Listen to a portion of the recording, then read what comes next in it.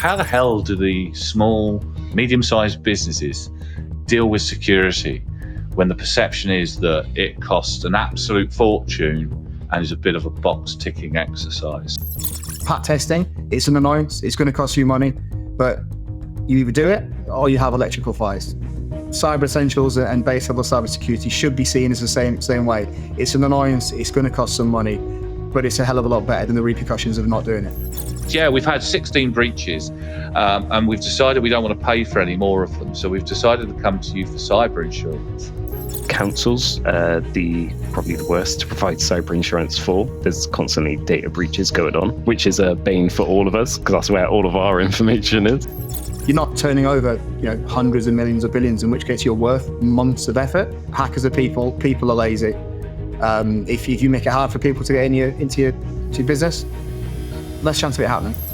How confident are you negotiating with the person who stole your data? Insurers usually have a good working relationship with hackers to the point of, wishing them happy birthday, and they usually know who they can get discount from.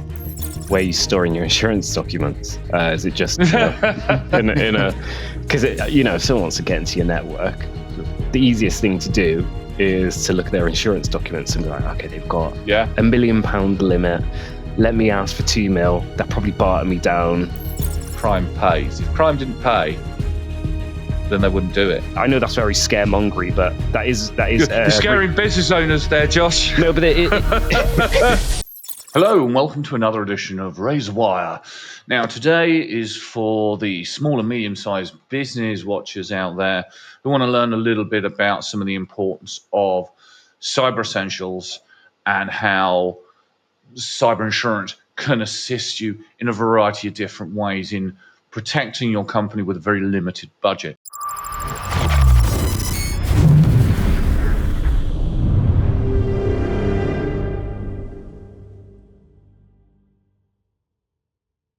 Now today, for this edition of Razorwire, I have two fantastic guests who are very new to this particular channel. Hopefully they'll be back for many, many more pieces of content going forward. But we have, who shall I pick at random? Joshua, do you want to introduce yourself? Who are you? Where do you come from? Yeah, so my name's Josh from Capsule, an insurance brokerage designed to help scale up startups. My role is insurance product manager, which is just effectively a title to say that I make insurance policies more slicker and easier for businesses, both bringing the insurance closer to them, making sure it's easier for them to transact and be covered when it matters most. Fantastic. And then we have Lewis. Yeah, good to meet you. Good to be here. My name's Lewis. I'm the founder of Incursion Cybersecurity. We are a primarily offensive security consultancy, so we deal with penetration testing, a little bit of training, and we're also a certification body for IASME. So we do cyber essentials and cyber assurance. Fantastic, which is perfect segue into the world of the SME cybersecurity. Now, security has always been a bit of a interesting thing for large companies. You have large estates, you quite often need to have large budgets.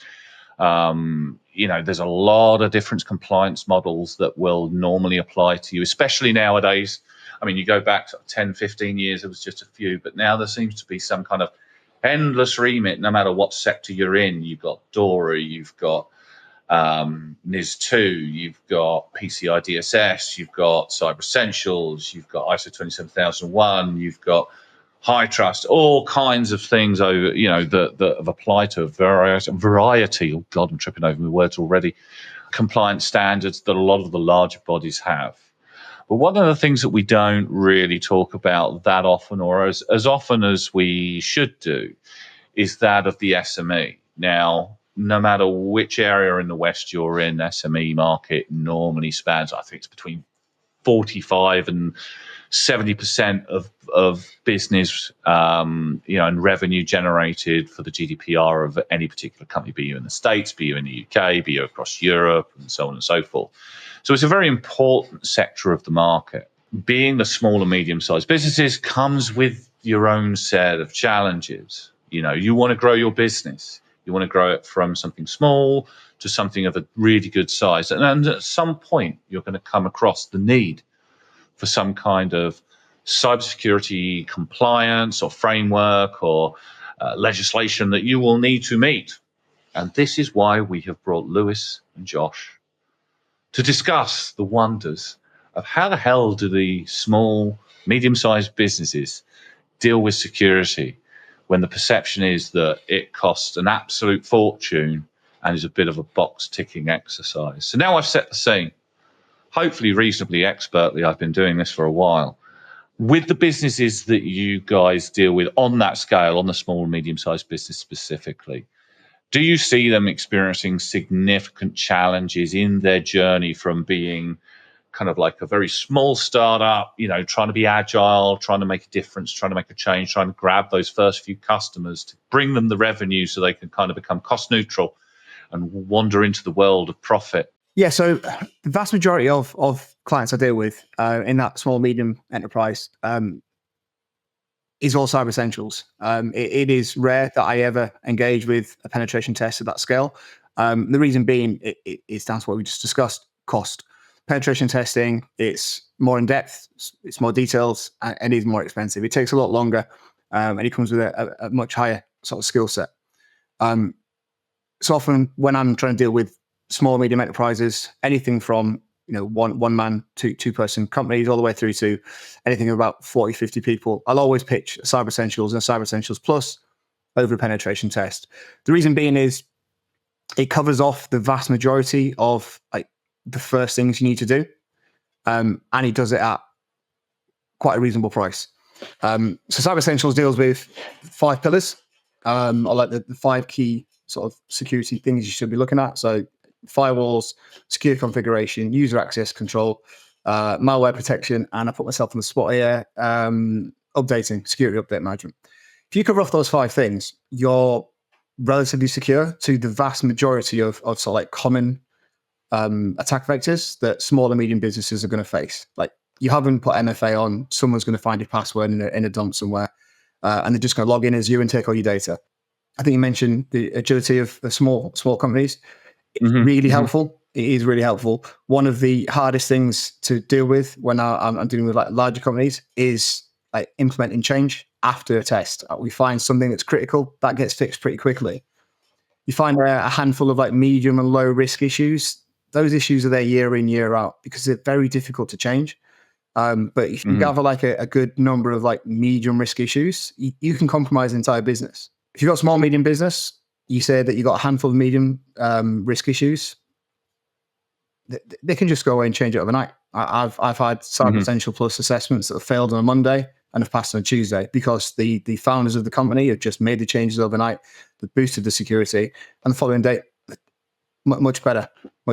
Yeah, I mean, a lot of organizations go down that route, and a lot of organizations, get kind of Cyber Essentials assured, especially if they're starting to work into that kind of government area where you see quite a substantial amount. Josh, I mean, you're on the insurance side of the fence. That's a completely separate area of small and medium-sized business, and one I think gets overlooked a fair bit by those small companies. It's hard enough to find small companies with good levels of general kind of insurance, let alone ones who have taken out cyber insurance. What are you seeing in the market? Is the awareness amongst small and medium-sized businesses starting to really kind of raise with regards to the, why it's important to be secure? And once we've dealt with that one, we'll deal with the other elephant in the wood, actually paying for cyber insurance. So what are you seeing in the market at the moment? So generally amongst brokers, I think insurers and brokers would generally agree that cyber insurance is pretty hard to sell. Obviously at Capsule, majority of our clients have cyber insurance, mainly because we focus on scale-ups and startups and new gen of businesses. I feel like they have a better understanding of today's threats. Your more traditional businesses or kind of long-standing businesses are pretty slow to adapt. And we see it in like quite a lot of sectors. Usually in manufacturing, healthcare in some degree, public entities are usually quite slow to adopt certain controls or bring themselves up to speed.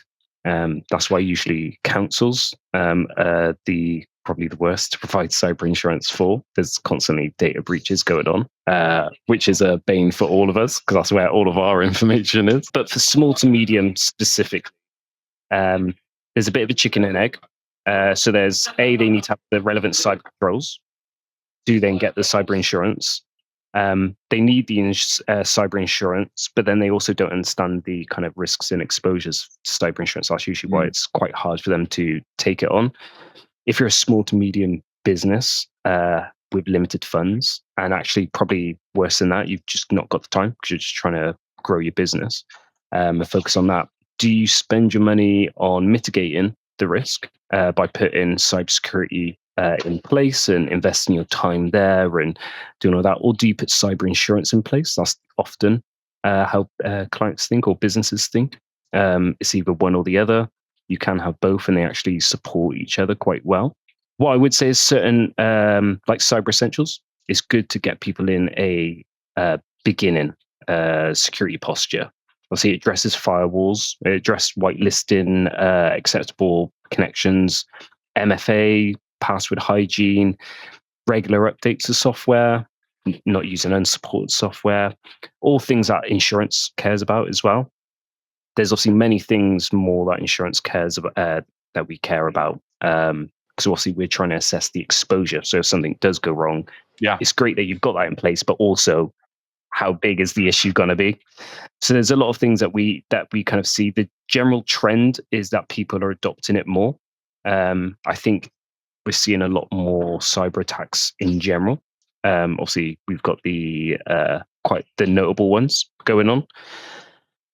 Jaguar Land Rover, I think, was the latest one to hit the headlines.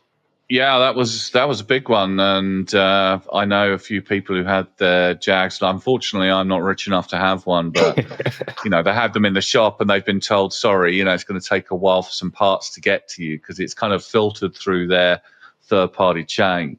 Yeah. So, and they didn't have cyber insurance, and that was one of the points I pointed out on LinkedIn when I found out. It's like, oh, they're getting a bailout from the government then.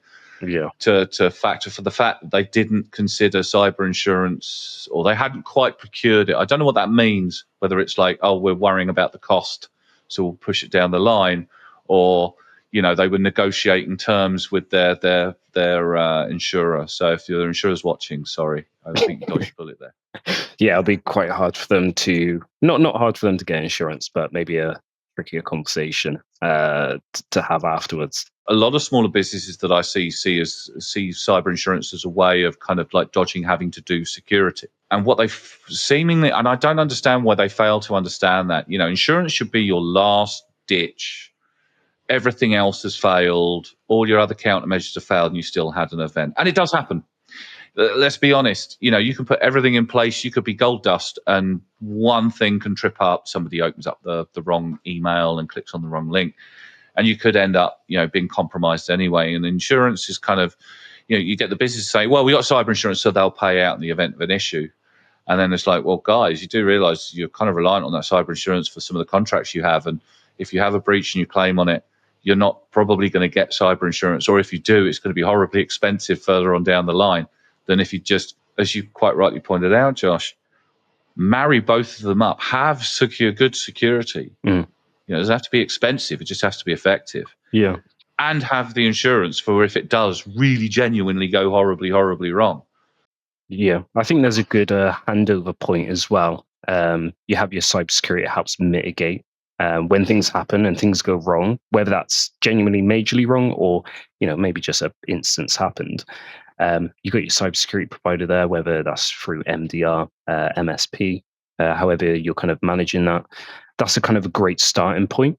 But when it becomes a full-blown incident, your insurer has a panel of providers who jump in straight away, usually like 24/7 instant response. And then kind of your MSP, MDR solution can still help you as you kind of continue. But what your MSP, MDR, this kind of, the investment that you've made into your cybersecurity, they can no longer help you with the PR side of things. You've got journalists emailing in and calling you up and saying, hey, I heard this is going on. How do you respond? You've then got potentially, if there's a data breach, notification of those individuals, paying to send a letter to each one or contacting them. You've then got all those people calling up to say, hey, what's actually happened to my data? Your phone lines are now flooded because everyone's trying to call up, and actually your real customers trying to buy from you aren't able to get through. Then if you actually get fined by the ICO, you've got to pick up that cost. The list is usually endless. Then if you have system damage, the one thing I usually like to make companies aware of is the whole ransomware issue.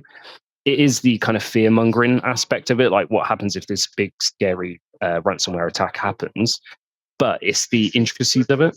Like if you have to pay them in crypto, do you know how to purchase crypto and how to send it and store it and make sure you're buying the right amount? And how confident are you negotiating with the person who stole your data? Usually insurers, which I always find this fascinating, insurers usually have a good working relationship with hackers.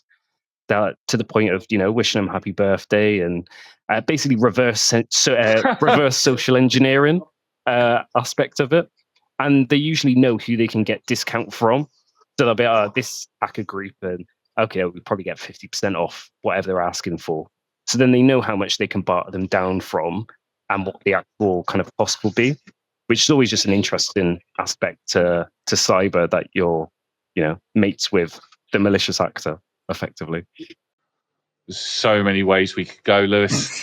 so many different ways we could approach this. What are your thoughts on this one, Lewis? Do you see a lot of people who kind of rely on insurance over and above going and actually kind of meeting some kind of standard like Cyber Essentials or ISO? Yeah, I mean, the last few minutes, a few key things have been said there. I think the biggest takeaways.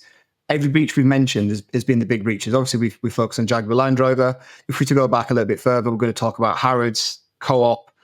If you go back however many more years with NHS, Sony, that Maersk. Exactly. We always talk about the big ones, and that scares like small, medium business.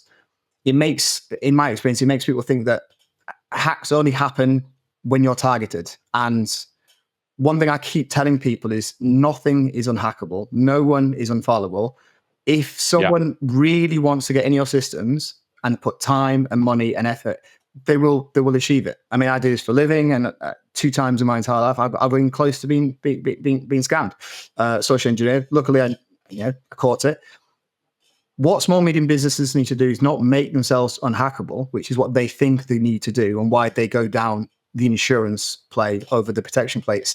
Is just make it harder to be compromised than people are willing to put that effort in. Like if you're looking at a company of 10 people with, I don't know, turnover of $1 million, like you're probably going to get a bit of attention, but give it a couple of days. If someone doesn't get compromised with business, they're going to move on. You're not turning over, hundreds of millions or billions, in which case you're worth months of effort. You're literally worth potentially a couple of days. If you can protect yourself to the point where after a few days, then people are going to move on. That's why Cyber Essentials is important. And like I said, a little bit defensive on the flip side. Because if you can just protect yourself from like impromptu targeting, for example, a vulnerability is released, the next Log4j or whatever, hackers will go out and they'll search for that vulnerability. If they can't find it in your infrastructure, move on. And that's sort of like the key thing I try and get across when I'm talking to small, medium enterprise. It's you don't need to spend tens and hundreds of thousands of pounds. You don't need to make this literally bring people into a business for this. Small business, potentially it's founders dealing with it in their own time. A couple of hours at the weekend, set it up, forget about it, reassess it every couple of weeks, every couple of months or whatever, and you're going to be good at that point. I have very mixed feelings towards small and medium-sized businesses because on the one hand, you've got the small operators who are operating like a kitchen shop, and they get fished with, false supplier invoices and redirects of monetary value. You've got that kind of thing, which, that's a real sort of user awareness kind of thing as well. If somebody's saying that they're changing their bank details, let's just go and double check that with the people that we know at the company. It's just little things that can really kind of protect you. And some of these are parts of frameworks, some of these aren't. Some of these are kind of, I'll be honest, when you're a small, medium, I'm a small, medium business size owner myself, we We get attacked quite a bit with phishing attacks. You go to look at a phishing attack 10 years ago, and it was pretty easy to spot. Nowadays, it gets really, really difficult. There's a lot of people doing the homework, and they know the suppliers you have, or they suspect the suppliers you have, or maybe they compromise the suppliers. And I say to a lot of small, medium-sized businesses, there's this weird perception that security is expensive, that cyber insurance is expensive, that good email security is expensive, that security awareness programs are expensive, and they really aren't at that at that size. They obviously scale, but if you're looking for some good endpoint security, you're looking for a decent amount of, say, email security to just pull out some of the worst emails as they're coming in. Make sure that you've got like a IT department, that you haven't got anybody with administrative privilege on their normal accounts. There's little things that can be done, which are all part of Cyber Essentials. They're part of ISO 27001. They're part of PCI. They're part of a lot of these frameworks. There's very little you need to do in order to kind of at least do the bare minimum. But the problem is I think it's this mystique that all hackers are hoodie wearing, basement dwelling nobodies who can't get a girlfriend. If only they knew. I mean, some of the heads of some of these big hacker groups have got mansions with multiple cars and probably multiple girlfriends and living in very, very affluent places. They're there for very good reason. Crime pays. If crime didn't pay, then they wouldn't do it. And insurance is kind of a funny one with this one, because it's just like, there was a hacker group, there was probably multiple hacker groups a little while back, ransomware guys, who would say, quietly tell us how much your insurance package will pay out, and we'll set it to that level, because they just want to get paid. They don't give us stuff. They don't want to negotiate over 4 or 5 days. They just want to know what they're going to get and get it. Interesting you say about the tell us how much your insurance cover is, and we'll claim that much. One of the things kind of we mentioned to our clients is, where are you storing your insurance documents? Is it just in a because if someone wants to get into your network, the easiest thing to do is to look at their insurance documents and be like, okay, they've got £1 million limit. Let me ask for 2 mil. They'll probably barter me down, and then we'll just settle on 1 million, and so be it. And it's like, okay, we probably should keep those secure. Some insurers are password protecting their insurance documents. I've seen it on a couple of insurers adding a password on. That's not going to help. That's not going to help too much, is it? No, a little PDF encryption. I'm sure it does all does all it needs to do. But no, it's better than nothing, though. I suppose the password protection is a step forward. What I would say is probably better for them to be stored offline, somewhere where they can't be seen. Is a really easy one to deal with, which a lot of people don't. Encryption. Encrypt it and don't keep the keys, where the bad guys can get them if they compromise your network, and now there's a real easy, cost-effective ways of doing that, especially if you're starting to use blockchain technology. If you've got sensitive documents like insurance, like your books, like how much profit you've been doing so far this year, if you've got a decent level of data classification, which is an ISO 27001 requirement, and understanding your risks is, again, a requirement of most of the standards, then just simple encryption. If your concern is what you're holding data-wise, then encrypt it. I think that's I think it is a knowledge issue with SMEs. Like if we kind of factor in, an SME could be a florist or a butcher. It could be someone who's just using a bit of online banking for their business, not really an online business. So, why would they need cyber insurance, or why would they need to get an MSP involved or any sort of MDR solution?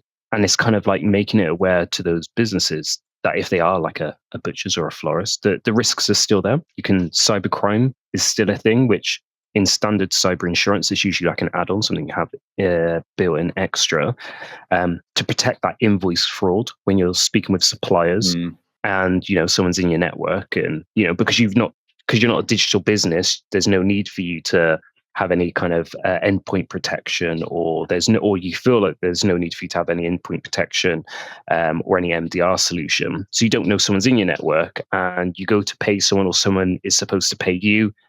Your bank details have changed. The money's gone into hacker's bank account and not yours.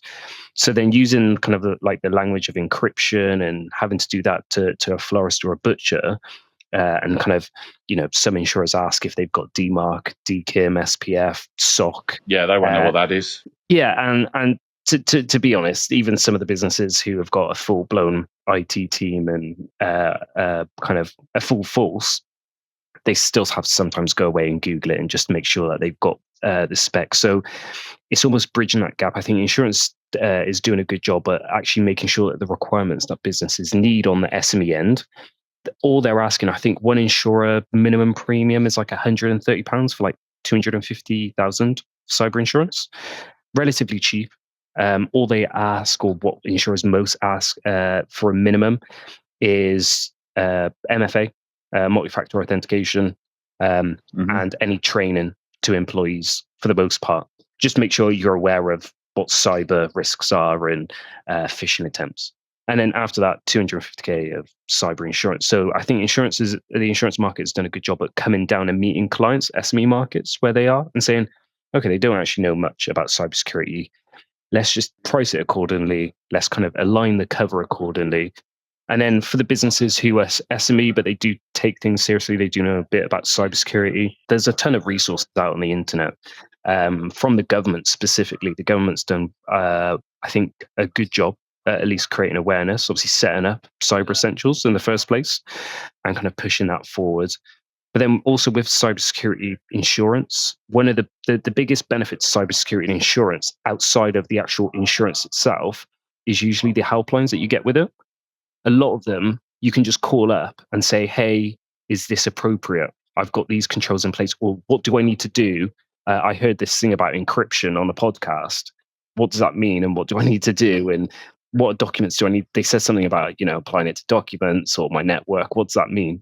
And you can call up that helpline and they can talk you through it. They can point you to resources, give you a bit of advice, and all kind of host of other things as well. So I think that's truly the main benefit. And it's no cost. It's just included within your policy for the most part. So I think that's the true benefit of cyber insurance for a business who doesn't really know if they need it, how much they need. Actually having that 24-hour helpline is probably the biggest benefit to an SME. Or you could speak to Incursion. Yes, you can. That is correct. I will happily sit there and talk to you about Cyber Essentials until I'm blue in the face. The main game, or the main aim of the business is to secure small and medium enterprise. That is why we set up Incursion Cybersecurity. It wasn't to go after big business. There's plenty of companies out there that will look after them. I'm here for that small and medium enterprise. But you said a couple of things, and it does ring bells with the key message I constantly try and get across to people. And I might go for a little bit of a tangent here, but when we deal with large business, it's really difficult to get sort of developers to implement secure by design when it's their job to securely design stuff. It's even harder ask to get businesses that have no understanding of IT and security to be secure by design in the way that they deploy the business. That's what we need to do. That's how we need to educate people to implement these basic secure practices from the very beginning, because those businesses that are small become medium become large. You don't want to be trying to implement these things when you're 250, 500 employees strong. Your change process takes 3 months, because if something happens on day one, it's months before you might rectify it. We want to try and implement these things early so that founder of a team of 5 people can be told that he's got a problem on a Monday and have it fixed by Tuesday. So yeah, it's one of the things I preach: secure by design in business. But it is a hard sell. It is a hard sell. Although I sort of talk negatively about the media's tendency to only talk about the large breaches. It does help. It does get people's attentions. There's often spikes around these big breaches of small and medium enterprises taking things seriously. So although I don't like the fact that we ignore small and medium in the media, it does actually help. I think part of the problem there is, it's big and sensational when Jaguar get done as opposed to Mrs. Miggins' Pie Shop or whatever. I think one of the things that I do recommend to any organization, security isn't just about the digital side of things. It's about understanding your business and your business assets. What type of business are you? If you're a business that fixes cars, then you're probably not going to need to worry too much about somebody hacking into your systems and stealing your data and running off with it, because you're not really going to have much of it. You'll have a little bit. Intellectual property? Well, if you're just repairing cars and you're not, creating new things to add on to cars, like you're one of the kind of car, what are the ones who like do the upgrades and stuff for really high-end cars, people are more likely to target you because of your suppliers. You're more likely to get, they'll get into your systems. They'll find that 10 grand invoice you did for, engine parts or what have you from XYZ company. And then what they'll do is they'll feasibly attack that. And what I try to encourage to a lot of people is when you're looking at your business, it doesn't matter on the size of it either. Whether it's small, whether it's medium, whether it's large, whether it's multinational.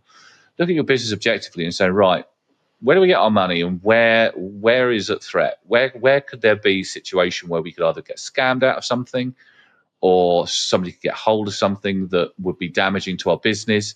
Is there anything here that we need to be concerned about? And you'll be surprised how simple it is just to do that. Again, if you're a pie shop owner and you've got 15 pie shops all around the southeast of England or whatever, you'd be surprised how much money a simple pie shop can generate. You've got your supply chain, so you've got to make sure that anybody asking you to change details for bank accounts, for payments of invoices you've got in your system, look out for people doing that. That's a simple accounting practice thing. But you'll be surprised at some of the size organizations that I've seen that have fallen afoul of that. Legal firms, accounting firms, all of these people who should know better have gone out and changed the details and made payments to what they think is somebody that they owe money to, or a customer in the event of a legal firm, only to find they've given one legal practice nearly £500,000 of somebody's house payment that they were using to buy a house to the a different bank account. Of course, once it's gone, it's gone, and that's that person's life wrecked. They'll probably go to the nearest paper. They'll tell all their friends that you screwed up, and you can either find that money yourself to then make it good again, and then obviously incur more cost to fix whatever the potential problem is by getting someone like myself or Lewis involved to come in and help that for you. Or you could just preempt it. And preemption is normally the best way to make security the cheapest it can be, so that when you procure your insurance, you can say, look, we've got all of these measures. We've got cyber essentials. We've got, we're on the path to ISO 27001. And I'm guessing, and I'm going to put our poor insurance guy on the spot here, that makes a good case and a good discussion with a prospective insurer, that they can reduce that premium, or at least make that premium a little bit more reasonable compared to what it is if you come across somebody who says, yeah, we've had 16 breaches and we've decided we don't want to pay for any more of them, so we've decided to come to you for cyber insurance. Yeah, I think it helps more having a broker involved than it does having the ISO 27001, SOC 2, Cyber Essentials. They all help, but not necessarily because of you've got this stamp to say ISO 27001, but the process and the controls that you've had to put in place to obtain that. An insurer would, they would tick the box. They would say, have they got it? Yes, no. If they want to know more information, it's usually not necessarily a standard amongst insurers to be like, have they got it? Yes or no? Or what accreditations or certifications do you hold? Please tick any below. It's usually not asked in that way. Usually what you'll find is working with a broker who can actually position your business the best to the insurer. Insurers are very good. They have actuaries sitting in the background who have done all the calculations about every sort of business going on and say, this is high, medium, and low. And, it all feeds through to their rating engine or their pricing that they give. Now, in between that, you've got insurers who might look at your business and think, okay, it's small, it's maybe not turning over that much, not many employees. However, we just deem the practice that your business does as maybe a bit high risk. It's the job of the broker to say, to actually go to you proactively and say, okay, I can see on your website, or I can see what you've disclosed to us. You've got SOC 2, ISO 27001, or you've got Cyber Essentials. Would you mind sharing those reports or the self-assessment that you completed with me? I can use that information where you've talked about all the controls you've got and put in place. I can then prove to the insurer that you're not just any random business and you've got all the right controls in place. And a broker can usually use that to justify to the insurer to either do one or two things or both: bring your premium down, or give you more cover, or remove a really high excess, or remove a very restrictive endorsement. Whatever it may be, they can use that to their will to attack all those things, all the things that are most kind of priority to you, to get you a better deal. So it's more about what you've done through the process of getting those accreditations and certifications, rather than the actual stamp of it themselves. One of the things I see a lot of small and medium-sized businesses, and again, larger businesses, is that they put in place some level of security and they think they've ticked that box and that's it. They don't need to maintain it. They don't need to do any assurance on it. They don't need to check on it. And they just think, yeah, we've put our security measures in place, and then they never see them again. They never do anything with them. No one's getting alerts and all the rest of it. Is that something you're seeing a fair bit, Lewis? Because, I mean, like us, you're a big advocate for, it's not just enough to go through the process for the process's sake. You've got to maintain it. You've got to ensure that you're getting things like maybe penetration testing, vulnerability scanning, or CTEM is the new kid on the block there that kind of bridges the two. Is that what you're seeing, or am I talking complete rubbish? No, I think you're right. I mean, I've had suspicions that what Josh just talked about happens, that somewhere along the line there's a conversation happening between the individual that's gone through Cyber Essentials or whatever and the insurers. It's good to know it's actually a broker. I think I need a broker next time I get my insurances done, because my premiums could be lower. They're okay, but they could be lower. It's Capsule. I think. Well, there you go. I've been in touch for about 3 months. I think what Cyber Essentials does, by breaking it into two parts, you got the verified self-assessment, and then you got the plus, which is a technical verification. If you do a pen test or you do a plus, that's me coming in and assessing you. You don't really know what's happening. I'm just telling you you're either good or bad, and if you're bad, that's how you fix it. The verified self-assessment and the way that I communicate with clients, it forces them to actually understand what's happening. It forces them to understand the controls that they're implementing, so that when these conversations are happening with insurance brokers and other people within the supply chain, they understand when they said, "Have you got MFA?" They understand and say, "Do you use your user accounts or admin accounts during the day? Do you patch within 14 days?" They understand what's being asked of them, and they understand how to answer those questions. And it gives confidence to insurers and suppliers that it's not just a stamp; it is something that you take seriously, because you can tell if someone's just got the standards and AI they answered into the self-assessment, and they have no idea what they've done, and the line about the implementation. So it definitely helps. Yeah, and it leads into an interesting area, actually, because it's like one of the things that I say to people who come and chat to me about their businesses, if I'm down the pub or whatever, and I get chatting to somebody and say, "Oh, I own a small business doing, I don't know, even insurance, sort of car insurance, or, well, I mean, business is business. I mean, I worked for reinsurance firms early on in my life. That's where I learned risk and how risk works. And my God, I've spoken to those actuaries that you refer to.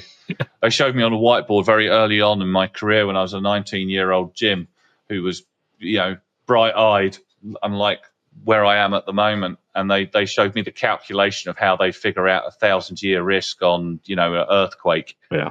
I was just like, right, I couldn't follow that 2 seconds in, but okay, cool, And I found, I speak to a lot of the small and medium-sized businesses and say, look, getting these technical countermeasures that get you through like the technical aspects of InfoSec, you need to really look at some other certain areas. If you're a business of any size, you've probably done health and safety. You have to do it. You have to have a manual. You have to have like first aid kit. You have to have your first aiders trained. You have to have certain things.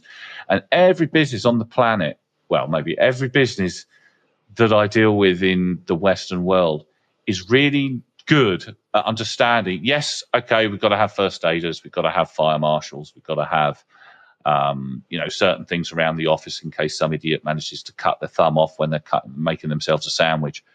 But when it comes to security, they fail to realize that it's pretty much the same thing. There's no first aid kit for a breach. It's like, well, what's the incident? What has happened? How did it happen? What damage do we think has been done? And is there anything we can do quickly to mitigate what's going on?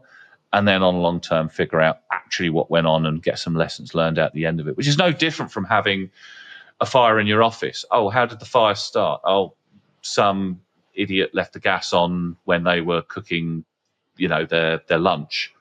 Okay, well, how much damage has it done? You can calculate all of that because, the physical aspects are rather easier to calculate than the digital aspects.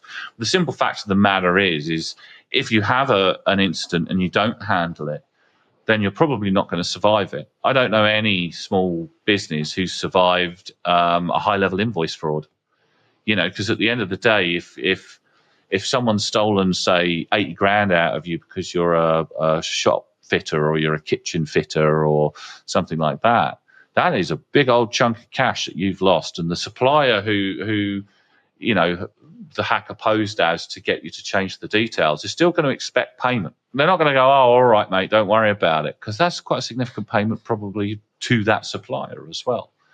Go for things like Cyber Essentials and what have you, but also, look at ISO 27001 and understand at least the basics of, how do you look at a risk? As a business owner, you should do anyway. If you're sitting there and going, do we create this new type of business for the organization to generate more revenue? You're doing a risk assessment alone on that.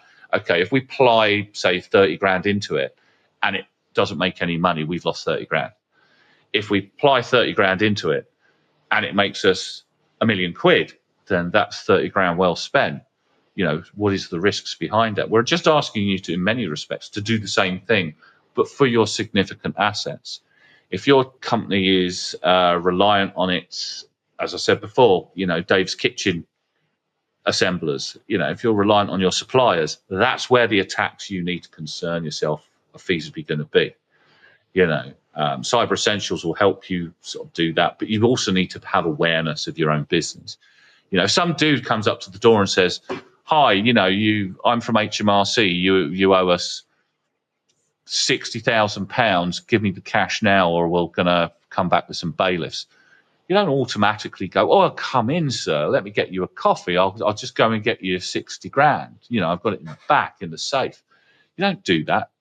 You turn around to them and say, sod off, and I'll call HMRC. And I'll validate who, that this is true. Yet people still get caught out with it. And it just amazes me. It's like, as a small, medium-sized business, look objectively at who you are. What do you do? What can you do to mitigate the most likely things that are going to happen to you? And if you're not aware of what those could be, go and speak to Lewis. Go and speak to Josh. If you're looking at getting, cyber insurance and you want to understand a little bit more about how not to have to ask your cyber insurance people to make a payout, then you need to get that kind of advisory, and that's where Lewis and his team comes in perfectly. Cyber Essentials looks like a very expensive thing when you're like two people, in an office. But I guarantee you it's going to be a hell of a lot more expensive not to secure your environment to at least that level of standard. Because if you have a breach, that's it. More often than not, you're dead. There's 2 or 3 empty shops down there that I know of that, down the high street who've had small security incidents by my standard. We deal with massive ones worth of, hundreds of thousands of millions of, quid and dollars, not 50 grand or whatever, but the principles are still the same. It's just the scale. I think you could even have a loss to the business of £0 and it be one of the worst times in your life as a business owner. Yeah. You could call, cybersecurity insurance the paracetamol to it all. But in the essence of, an incident happens, you got to do a risk assessment or an incident report, like what's actually gone on. How do you know what's happened? Probably an internal crisis meeting. If you've got employees and the systems are down, do you let them, you got to make a decision. Do you let them keep working? Do you send them home? They're asking about, they heard whispers of a data breach. Is it affecting them? Are they still getting paid at the end of the month? ICO notification, preparing for regulatory investigations, PR, journalists emailing in. You've got an investor or shareholders asking what's going on, and you've got to manage those while all this is going on. Your IT team, or maybe you are your own IT team, you're handling with this issue, but who's running your day-to-day of your job? That's still, falling down at this point.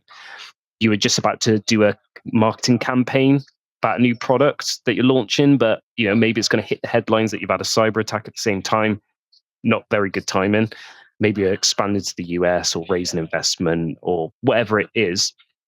you're trying to run your business and you've got this incident going on, the headache of not having cybersecurity in place or not having insurance in place, basically anyone to lean on and actually ask for support, kind of pays its worth when stuff goes wrong. By the end of it, you could have had no loss. They tried to take your money, you've managed to sort it in the end, but the headache of all that going on, or alternatively, the headache could have continued and actually you were fined by the ICO because X amount of people's data was breached and it was very sensitive. It was relating to a care home and the medication that they were taking and all that sort of stuff. And you've you've had a loss that you can't recover from, and people have lost their jobs. You're personally liable. Your shareholders, maybe, or investors are maybe looking at you and saying, "Hey, how come you weren't being prudent and taking relevant controls?" And would they pursue you individually, directly as a director? And something that's actually quite benign. I know that's very scaremongery, but that is You're scaring business owners there, Josh. No, but it is a real reality. And I think working in insurance, like you were mentioning, you kind of assess risk and you see risk. It's not something that's like rarely seen. Like in insurance, you help businesses mitigate that risk. And some choose to be risk averse. Some choose to be risk seeking. So effectively, they choose to over-insure or maybe insure more than what they need to. Some choose to under-insure and choose to have less coverage than they need to. Equally could be right for your business, but it's actually having someone who can actually communicate that to you, so you actually know what good looks like. But ultimately, procedures, training, social engineering, the human aspect comes first in a lot of this, making sure kind of good thought, good understanding, good policies back you up, instant response plan, a business continuity plan. Who do you contact? What do you do when something happens? Vitally important to understand for any business. And I think the best time for them to start taking cybersecurity seriously or improving their cybersecurity posture, whether through a third-party provider or through insurance, is today, right now. Fantastic. That was a good closing statement. Thanks. Good round off, wasn't it? It was a good round off. I mean, Lewis, there's a lot of food for thought in there. I mean, have you got any kind of final words for those SMB owners, the directors or the business owner who's just listened to Josh scare the willies out of them with regards to all the horrible things that can happen? Yeah, I mean, we've been, obviously, the entire conversation has been with myself and someone that deals with insurance. So I've tried to keep my scaremongering to financial only. But yeah, I've got plenty of stories about how these hacks can, without a financial impact, potentially cripple the business. Probably a better word I could select there. But yeah, Josh is trying to scare them, so why not? I join in. So I think the key message I try and get across to people, the key takeaway here is cyber essentials and maybe that base level of cybersecurity. Although it's an annoyance, and I have routinely get described as an annoyance, it is something you should be doing. I think trying to associate to a physical thing that you do, so like pat testing, it's an annoyance. It's going to cost you money, but you either do it or you have electrical fires. Cyber essentials and base level cybersecurity should be seen as the same way. It's an annoyance. It's going to cost some money, but it's a hell of a lot better than the repercussions of not doing it. If we can instill that in people and start and small, medium businesses start developing in a secure fashion, it's going to be harder for hackers to get into businesses. And hackers are people. People are lazy. If you make it hard for people to get into your business, less chance of it happening. Less insurance claims for insurance, and who knows, maybe premiums will come down. Take it seriously. You don't need to put too much effort into it. Just get to a good base level, and it will help. Both messages are very, very astute. At the end of the day, if you want to get a good baseline level of security, speak to Incursion, speak to Capsule, just get a blended approach, get some decent cyber insurance, get some decent kind of level of baseline defense and depth, and understand a little bit about, what the threats are to your own business. It's your business. You are responsible for it, and you are responsible for what happens to it. So don't be like tons and tons of other organizations and ignore it. Take it seriously. As I said many, many times before, doesn't need to be expensive. It just needs to be effective, guys and gals. So whether you're a small one-man band or whether you're 100 strong, next up and coming AI development company. Just do a bit of security, speak to the right people. If you don't know internally, go to the people who do know. And in this case, Josh, Lewis, and if you're really insane, you can come to me as well. So fantastic. It's been an absolute pleasure speaking to you guys. Unfortunately, our time is up, verging on going over. There's no doubt plenty more that we can talk about that we'll sort of like come back and do at another time. Just very quickly, where can they find you guys? Let's start with Lewis. Where can they find you if they want to find you online? Incursion-security.co.uk. About me page. You get a message straight to my inbox. Fantastic. Josh? Capsulecover.com. Joshua.x@capsulecover.com if you want to speak to me directly, or go on the website and you can find one of our team to speak to, whether you're a tech business, medtech, fintech, relevant page, and we can get someone in touch with you. Fantastic. Well, to all of you out there, thank you ever so much. We're trying to do a lot of different content at the moment, be it burning out of security people, be it how small, medium-sized business can protect themselves and really make some good use of security to protect their business as it grows and evolves into something good and the next sort of big thing. If you have any requests for us to cover specific content, I get a lot of DMs. You guys don't like to comment on the video, but you like to spend a lot of DMs. I do try to get through to them. I do have a bit of a team who try to get in touch when you reach out as well. So please feel free to reach out if there's any content or if there's anything that you want us to delve into a little bit deeper. Thank you very much for watching. We'll see you again soon. Goodbye.